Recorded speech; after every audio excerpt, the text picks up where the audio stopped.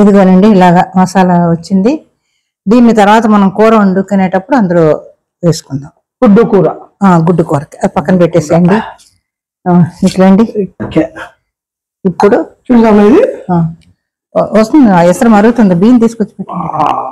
బియ్యం పెట్టండి ఇక్కడ. బియ్యం బియ్యం బియ్యం వేయాలి ఇక్కడ. మరి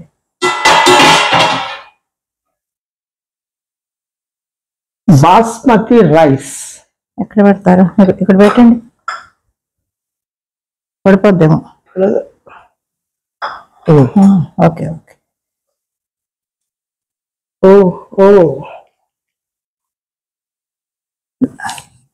వేసేద్దామమ్మ. మొత్తం నీళ్ళు పడతాయి. నీళ్ళు వంపేసి వేసేయండి. లేకపోతే నీళ్ళు అక్కడ వంపేసి అలా వేసేయండి. లేకపోతే దీంతో వేయండి, తొందరగా అయితే. కాదు, నీళ్ళు వస్తున్నాయి కదా మనకి, వాటర్ రాకూడదు.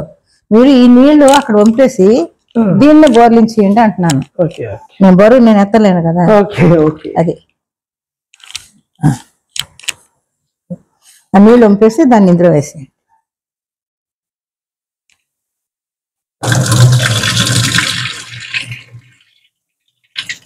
Basmati rice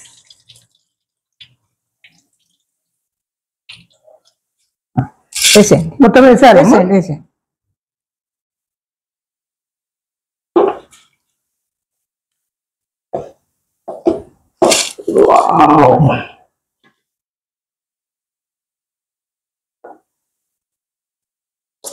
two kgs rice అంటే ఎంతమ్మా? ఒక 10 మంది తినొచ్చా? తినొచ్చు, ఎందుకు తినకూడదు?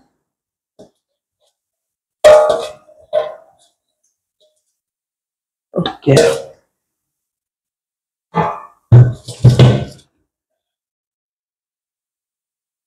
వెజ్ పులావ్